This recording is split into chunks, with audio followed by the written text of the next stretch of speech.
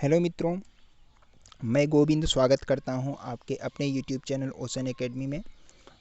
मित्रों, जैसा कि आपको मालूम है कि हमारे चैनल पर अभी क्लास 10th बीटीसी फर्स्ट और थर्ड सेमेस्टर का मैथ्स चल रहा है, जो कि रत्नेश सर पढ़ा रहे हैं। तो आप वहां से जो भी आपके घर में कोई भी पढ़ने वाला हो तो आप शेयर करके उसको भी वीडियो देखने के लिए बोल सकते हैं। और फिलहाल अभी जो है आज से मैं भौतिक विज्ञान या सामान्य विज्ञान का लेक्चर स्टार्ट करने जा रहा हूं, ठीक है, जिसमें पहला हम पढ़ाएंगे भौतिक विज्ञान का डिस्कस करेंगे पहले हम। और ये जो वीडियो है आपके एनटीपीसी, ग्रुप डी, बीपीएससी, ठीक है, UPSC, UPPSC, NDA, CDS, UPSC, तमाम जितने गवर्नमेंट या स्टेट गवर्नमेंट के एग्ज़ाम हैं सबके लिए ज़्यादा उपयोगी है। ठीक है, बहुत ही ज़्यादा उपयोगी है और बहुत ही ज़्यादा महत्वपूर्ण है। तो आप जो है यहाँ से लेक्चर देख करके अच्छे तरीके से समझ सकते हैं और आप सफलता की ओर आगे बढ़ सकते हैं अगर आप ये लेक्चर देखते हैं तो। ठीक है, तो अब देखिए, यहाँ से हम सबसे पहले ऑब्जेक्टिव वाइज क्वेश्चन से स्टार्ट करेंगे, जिससे आपको आसानी से तैयारी हो जाए, आपके लिए आसानी से जो है आपका ये सब तैयार हो जाए। ठीक है, तो यहाँ पर देख लेते हैं कार्य किसका मात्रक है। पहला क्वेश्चन है, बिना समय को जाया करते हुए क्वेश्चन पर आते हैं। ठीक है, कार्य किसका मात्रक है। और हाँ, दूसरी बात, अगर आपको वीडियो पसंद आए तो लाइक और सब्सक्राइब करना, लाइक सब्सक्राइब और शेयर करना ना भूलें चैनल को। ठीक है, आगे देख लेते हैं कार्य किसका मात्रक है। कार्य जो होता है ये जूल का मात्रक होता है। किसका मात्रक होता है? जूल का मात्रक होता है। न्यूटन जो होता है ये आपका होता है बल का मात्रक होता है। न्यूटन जो होता है ये होता है आपका बल का मात्रक। किसका मात्रक होता है? बल का मात्रक न्यूटन होता है। वाट जो होता है ये आपका शक्ति का मात्रक होता है। वाट जो होता है ये शक्ति का मात्रक होता है। डाइन जो होता है ये भी आपका क्या है? बल का मात्रक है। डाइन जो होता है ये आपका क्या है? बल का मात्रक है। बिल्कुल ओके, तो यहाँ से ये सब हो गया, बात समझ में आ रही है। अगला सवाल ले लेते हैं। अगला है प्रकाश वर्ष किसकी इकाई है। तो इसमें जो था कार्य वाले में, इसमें आपका पहला ऑप्शन सही था। दूसरे में है प्रकाश वर्ष किसकी इकाई है। तो यहाँ ध्यान दीजिए, जो प्रकाश वर्ष है ये आपकी किसकी इकाई है? दूरी की इकाई है। प्रकाश वर्ष जो है दूरी की इकाई होती है।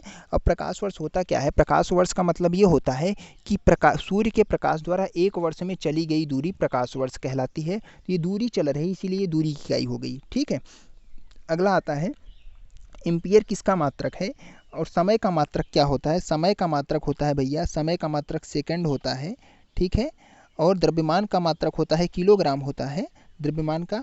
प्रकाश की तीव्रता का मात्रक, प्रकाश की तीव्रता देखिए, ठीक है, जो प्रकाश की तीव्रता होती है ये भी आपका क्या होती है? मीटर पर सेकंड में होती है, क्योंकि प्रकाश की तीव्रता होती है 3 × 10⁸ मीटर पर सेकंड, तो मीटर पर सेकंड होती है। ठीक है, तो एक प्रकार से चाल ही है ये। अब यहाँ से आप देखिए प्रकाश वर्ष किसकी इकाई है। तो प्रकाश वर्ष जो है आपकी ये दूरी की इकाई है। ठीक है, और ये आपका जूल था यहाँ पे। बिल्कुल, अगला है एम्पियर किसका मात्रक है। जो एम्पियर होता है ये आपका विद्युत धारा का मात्रक होता है। निम्नलिखित में से किसका मात्रक नहीं है? समय, कौन समय का मात्रक नहीं है? देखिए प्रकाश वर्ष तो दूरी का है, तो यही आपका समय का मात्रक नहीं है। अगला देख लेते हैं, पार्सेक किसकी इकाई है। पार्सेक दूरी की इकाई होती है। जिस प्रकार से प्रकाश वर्ष दूरी की इकाई होती है उसी प्रकार पार्सेक भी दूरी की इकाई होती है। जो पार्सेक होता है यह प्रकाश वर्ष से बड़ा होता है। ठीक है, अगला दिया हुआ है, निम्नलिखित में से कौन सा सुमेलित नहीं है। सुमेलित मतलब कौन सा सही क्रम में नहीं दर्शाया गया है। देखिए डेसिबल ध्वनि की इकाई है, सही है। ठीक है, डेसिबल ध्वनि की इकाई ये सही है, बिल्कुल ये आपका सही है। अश्वशक्ति शक्ति की इकाई ये भी आपका सही है। समुद्री मील दूरी की इकाई ये भी आपका सही है। सुमेलित कौन सा नहीं है? सेल्सियस, क्योंकि सेल्सियस ताप की इकाई है। किसकी इकाई है? ताप की इकाई है, तापमान, जिससे हम टेम्परेचर मापते हैं। बिल्कुल, तो आपका यहाँ पे सी वाला ऑप्शन सुमेलित नहीं है, तो सी वाले ऑप्शन पर हम टिक करके आगे बढ़ेंगे। ल्यूमेन किसकी इकाई है? ल्यूमेन ज्योति फ्लक्स की इकाई होती है। बी वाला ऑप्शन सही हो जाएगा। पास देखिए ज्योति तीव्रता, ज्योति फ्लक्स में कंफ्यूज मत होइए। ज्योति तीव्रता की इकाई क्या होती है? कैंडिला होती है। और ज्योति फ्लक्स का मात्रक लूमेन होता है। बिल्कुल, पास्कल किसकी इकाई है? पास्कल जो होता है दाब की इकाई होती है, जिसको हम क्या बोलते हैं? न्यूटन पर मीटर स्क्वायर भी बोलते हैं। ठीक है, पास्कल को हम न्यूटन पर मीटर स्क्वायर भी बोलते हैं। अगला है यंग प्रत्यास्था गुणांक, क्या है? कैंडिला आ गया, सॉरी कैंडिला आ गया है, तो यहाँ पर आपका दाब था ऑप्शन सही। अगला है आपका कैंडिला किसका मात्रक है? कैंडिला आपका ज्योति तीव्रता का मात्रक है।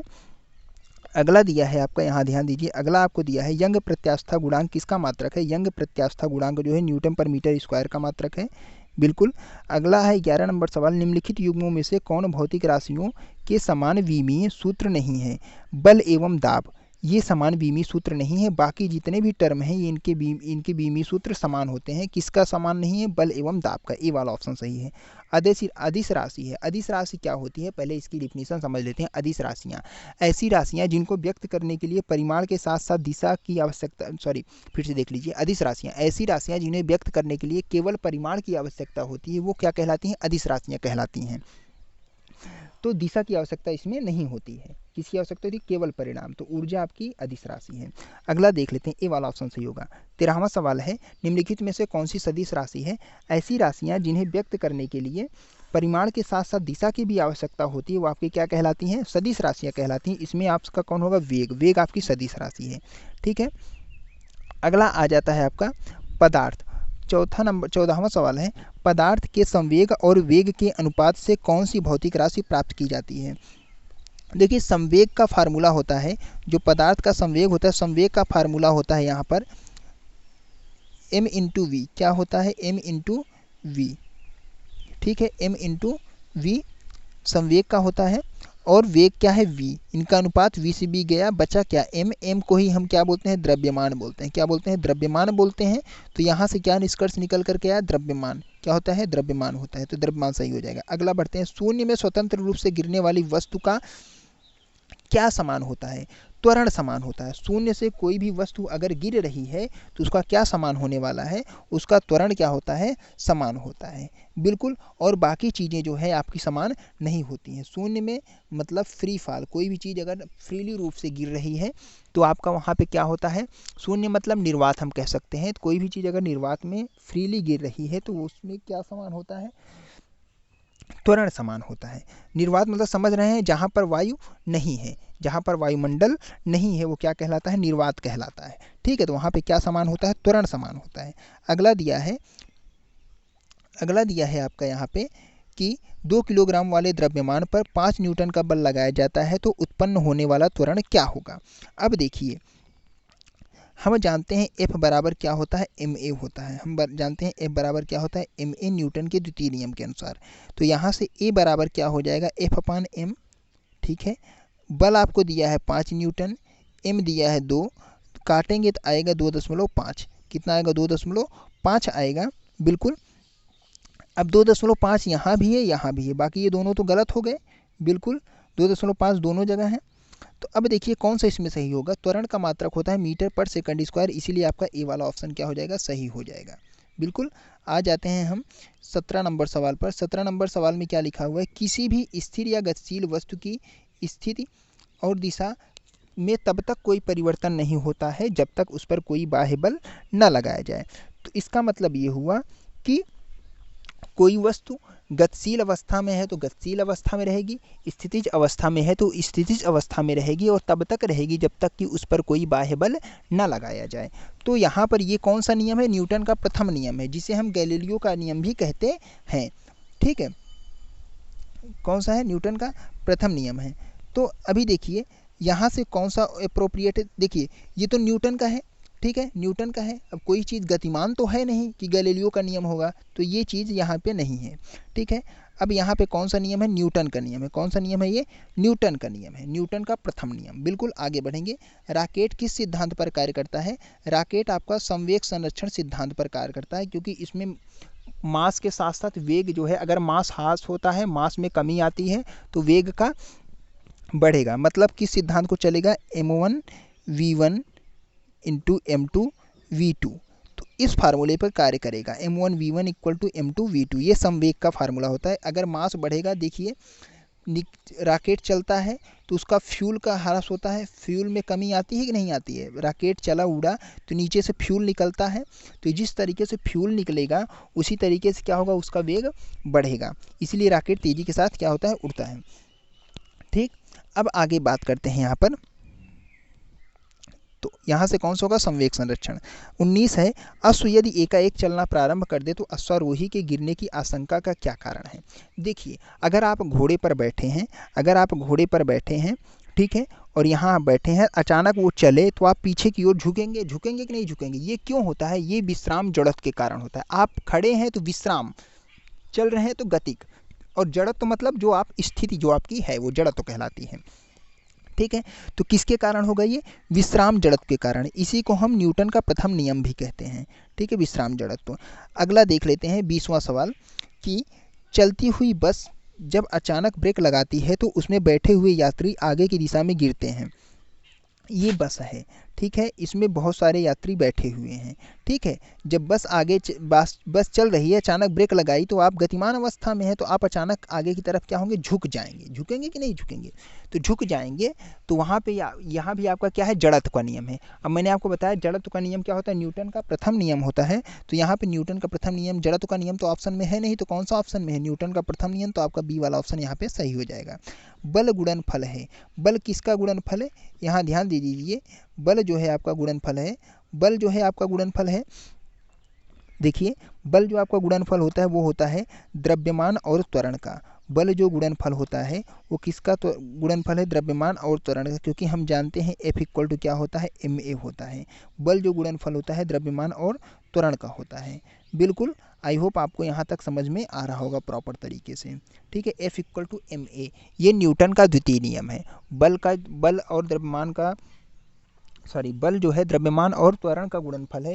ये किस नियम में कहा गया है? न्यूटन के द्वितीय नियम में कहा गया है, ठीक है। न्यूटन का द्वितीय नियम, प्रथम नियम तो आपने पढ़ा कि कोई वस्तु अगर गतिमान अवस्था में है तो गतिमान अवस्था में रहेगी, अगर स्थितिज अवस्था में है स्थितिज अवस्था में रहेगी, जब तक कि उस पर कोई बाह्य बल न लगाया जाए, ठीक है। ये तो प्रथम नियम हो गया और इसी को हम जड़त्व का नियम भी कहते हैं। अब दूसरा क्या है? बल का द्वितीय नियम F इक्वल टू ma, मतलब जो बल होता है वो द्रव्यमान तथा त्वरण के गुणनफल के अनुक्रमानुपाती होता है। यह आपका क्या हो जाएगा? बल का नियम हो जाएगा, मतलब यह कह सकते हैं न्यूटन का द्वितीय नियम, ठीक है। अगला देख लेते हैं, अगला ऑप्शन क्या है? मतलब एक और तीसरा नियम भी समझ लेते हैं। तीसरा नियम में क्या है कि कोई भी वस्तु अगर स्थितिज अवस्था में है तो स्थितिज अवस्था में रहेगी। तीसरा नियम क्या है? तीसरा नियम आपका ये है कि every action force create reaction force, मतलब किसी भी क्रिया का बल आपका किसी भी क्रिया होती है, कोई भी अगर क्रिया होती है या क्रियात्मक बल कोई लगता है तो उसका एक क्या होता है? प्रतिक्रिया बल भी लगता है। मान लीजिए कोई आप जो है किसी को पुश करते हैं, या आप देखिए आप जो है किसी वाल को पुश कर रहे हैं, किसी दीवार को पुश कर रहे हैं, तो आप देखिए दीवार हिल रही है क्या? नहीं हिल रही है। तो अब इसमें क्या होगा? आप यहाँ पर ध्यान दीजिए, तो इसका मतलब क्या हुआ? दीवार भी तो आपके ऊपर बल लगा रहा है। तो यहाँ पे क्या होगा? आपने बल लगाया, ये क्रियात्मक हो गया, दीवार ने जो आपके ऊपर बल लगाया वो क्या हो गया? प्रतिक्रियात्मक हो गया।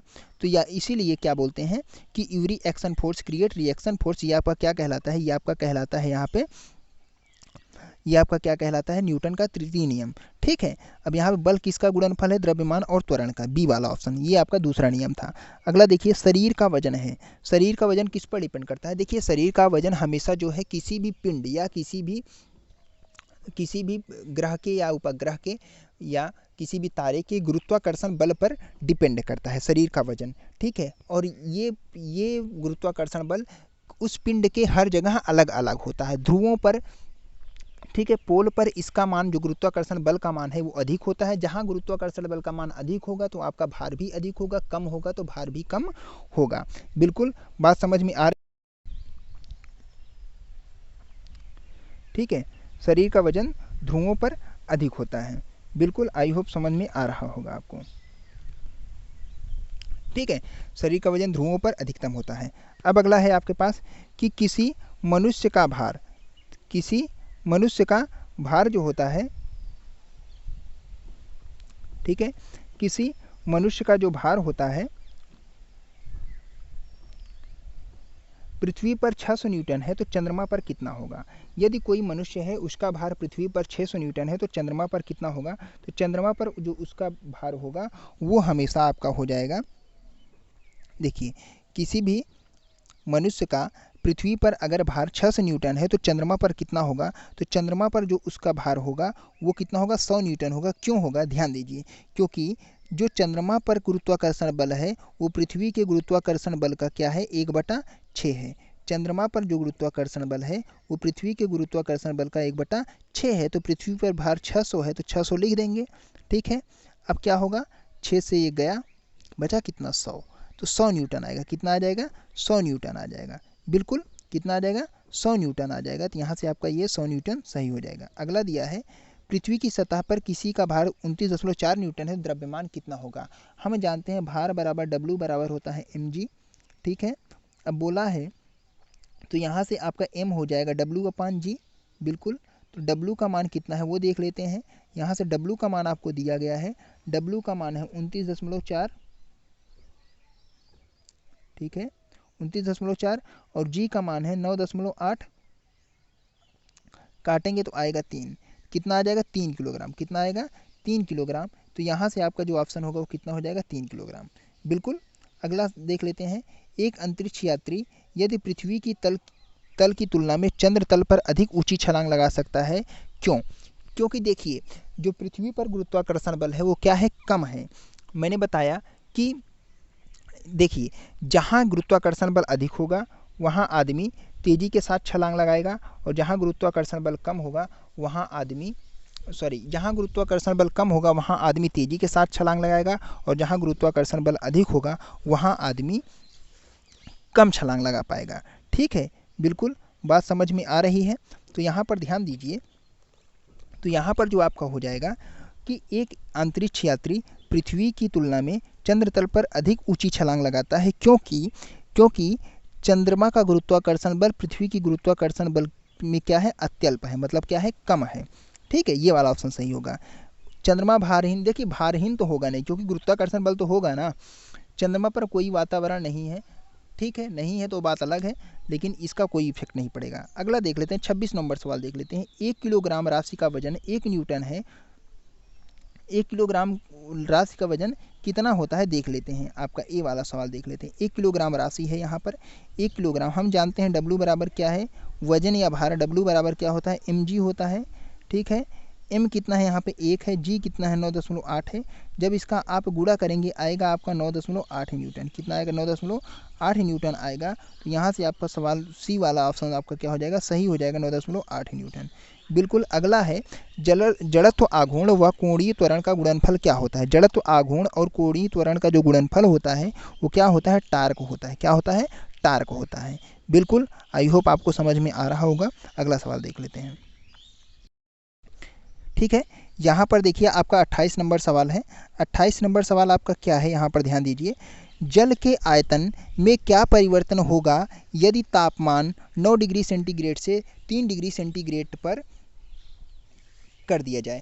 आप ये समझ लीजिए 4 डिग्री सेंटीग्रेड पर जल का जो तापमान होता है, जल का जो आयतन होता है, 4 डिग्री सेंटीग्रेड पर जल का जो आयतन होता है वो क्या होता है, सबसे कम होता है। 4 डिग्री सेंटीग्रेड पर जो जल का आयतन होता है वो सबसे कम होता है, ठीक है। 4 डिग्री सेंटीग्रेड पर जल का जो आयतन होता है सबसे कम होता है, ठीक है। 9 डिग्री सेंटीग्रेड, देखिए किसी भी चीज़ का जब तापमान बढ़ेगा तो उसका आयतन भी बढ़ेगा, बिल्कुल।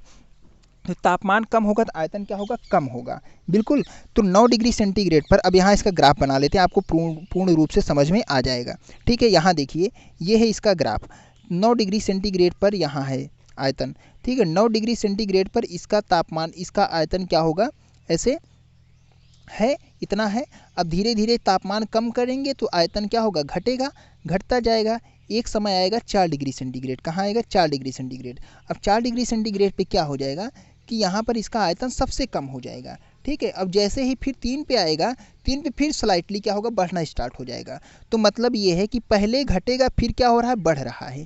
तो आपका यहाँ से जो ऑप्शन होगा आपका कौन सा सही होगा, आपका सी वाला ऑप्शन सही हो जाएगा कि पहले घटेगा फिर बढ़ेगा। कौन सा, सी वाला ऑप्शन सही होगा कि पहले घटेगा फिर बढ़ेगा, बिल्कुल। आई होप आपको अच्छे से समझ में आ रहा होगा। तो मित्रों, तो आप जो है चैनल को लाइक और सब्सक्राइब करना ना भूलें, और हाँ वीडियो को शेयर ज़रूर कर दीजिए जिसके आपके दोस्तों को भी, आपके जो मित्र हैं और भी लोग हैं उनको भी बेनिफिट मिले, ठीक है, उनके लिए भी बेनिफिशियल हो, बिल्कुल। चलिए अब इसमें 29 नंबर सवाल देख लेते हैं। आप घबराइए मत, जो है ये इसकी मैं क्लास भी स्टार्ट कर दूंगा। पहले हम लोग जो है ऑप्शन वाइज जितने भी, पहले आपको पता तो चल जाए आता क्या है, ठीक है। तो ये सब देखिए आपके यूपी PCS में आया हुआ है, तो इस तरीके से आप परेशान ना होइए, ठीक है। सब मिलेगा आपको, सारा मटेरियल मिलेगा। अगला देख लेते हैं 29 नंबर सवाल। एक बीकर में पानी बर्फ पर तैर रही है, तो जब बर्फ पूर्णतः पिघल जाएगी तो बीकर में पानी का तल क्या होगा। अब देखिए मैं आपको एक कॉन्सेप्ट आप रट लीजिए, दिमाग पर ठूंस लीजिए, भर लीजिए। होता क्या है कि बीकर में अगर पानी है, क्या है, बीकर में पानी है और उसमें अगर हम बर्फ़ डाल देते हैं, बीकर में पानी है अगर हम उसमें बर्फ़ डाल देते हैं तो इतना समझ लीजिए कि आयतन क्या हो, क्या उसका जो पानी का लेवल होगा वो उतना ही रहने वाला है। बर्फ़ पिघल जाए या बर्फ़ उसी पे तैरती रहे, पानी का लेवल क्या रहेगा, उतना ही रहेगा। ठीक है, कोई फ़र्क नहीं पड़ने वाला है, क्योंकि वो बर्फ़ घुल करके उसी में तो जाएगा ना, तो क्या होगा, उतना ही रहेगा। ठीक है, ये हो गया। अब तीसवां सवाल है, जब किसी बोतल में पानी भरा जाता है तो उसे जमने दिया जाता है। पानी भर दिया जाता है, किसी बोतल में आपने पानी भर दिया, उसे जमने दिया, तो क्या होगा। देखिए, सबसे पहले तो आपने पानी भरा तो क्या होगा, उसका आयतन कम होगा। आयतन कम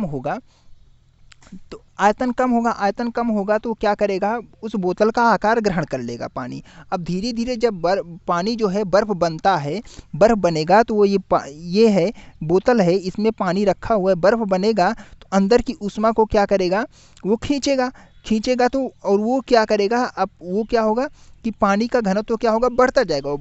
घनत्व बढ़ेगा तो क्या होगा, फैलेगा। क्या होगा, उसके मॉलिक्यूल क्या होंगे, फैलेंगे। तो जिससे क्या होता है, ये पानी की जो बॉटल होती है ये भी क्या होती है, पिचकना स्टार्ट हो जाएगी। तो क्या होगा, ये फूट जाएगा। पानी की बोतल क्या होगी, टूट जाएगी। पानी की बोतल क्या होगी, टूट जाएगी, क्योंकि बर्फ़ जब फैलेगी तो चीज़ों को क्या करेगी, चीज़ें क्या होंगी, टूट जाएंगी। तो आपको इसीलिए क्या होता है कि सर्दियों में पाइपें फट जाती हैं। क्या होती हैं, जो हमारी सीवर लाइन की पाइपें हैं वो भी फट जाती हैं, या भी कोई भी प्लास्टिक की पाइप है आपके घर में है तो वो भी क्या होती है, सर्दियों में अगर अच्छी पाइप नहीं है तो वो भी क्या होती है, फट जाती है। तो इसीलिए जो है क्या बोला जाता है, बोतल भी आपकी क्या होती है, टूट जाती है। क्यों होता है, पानी जमने पर फैलता है। देखिए, एक निष्कर्ष भी दिया है, पानी जमने पर फैलता है। ठीक है, ओके दोस्तों, जैसा कि वादे के अनुसार मैंने आपको बताया है कि डेली मैं आपको 30 क्वेश्चन कराऊंगा। ठीक है, आपका आज 30 क्वेश्चन कंप्लीट हो गया, बाकी का 30 क्वेश्चन मैं कल कराऊंगा। ठीक है, तो आई होप आपको ये लेक्चर पसंद आया होगा। तो उम्मीद है कि आप लोग अच्छे से इसको समझे होंगे और पढ़े होंगे। हाँ, इसमें अगर कहीं थोड़ी सी भी वीडियो बनाने में थोड़ी सी भी त्रुटि होगी तो उसको मैं देख लूँगा, अगले लेक्चर में उसको डेवलप कर दूँगा। आप इसके लिए परेशान ना होइए। ठीक है, अगले लेक्चर में आपको पूर्ण कंटेंट मिल जाएगा। ठीक है, परेशान ना होइए। ओके, तो और दूसरी बात, अगर आपने चैनल को सब्सक्राइब किया है तो कोई बात नहीं है, और अगर आप चैनल पर नए हैं तो सब्सक्राइब जरूर कर लीजिए। और हाँ, अगर आपको वीडियो पसंद आया हो तो लाइक और शेयर करना ना भूलें। जैसा कि मैंने आपको बताया कि ये आपके आरआरबी ग्रुप डी और एनटीपीसी के लिए बहुत ही ज़्यादा उपयोगी है, क्योंकि आपको मालूम है कि अभी नया जो है टेंडर इन्होंने पास किया है। अब देखिए कब तक वो टेंडर होता है, और इसका एग्ज़ाम होने वाला है आपका, कब तक होने वाला है इसका एग्ज़ाम, जो है आपका सितंबर एग्ज़ाम तक होगा। जो एनटीपीसी और ग्रुप डी का एग्ज़ाम है आपका सितंबर तक होगा। तो दोस्तों, आपको, मुझे उम्मीद है कि आपको जो है ये लेक्चर पसंद आया होगा। ठीक है, ओके, तो नेक्स्ट वीडियो में हम लोग आपसे मिलते हैं। ठीक है, okay, thank you, bye bye.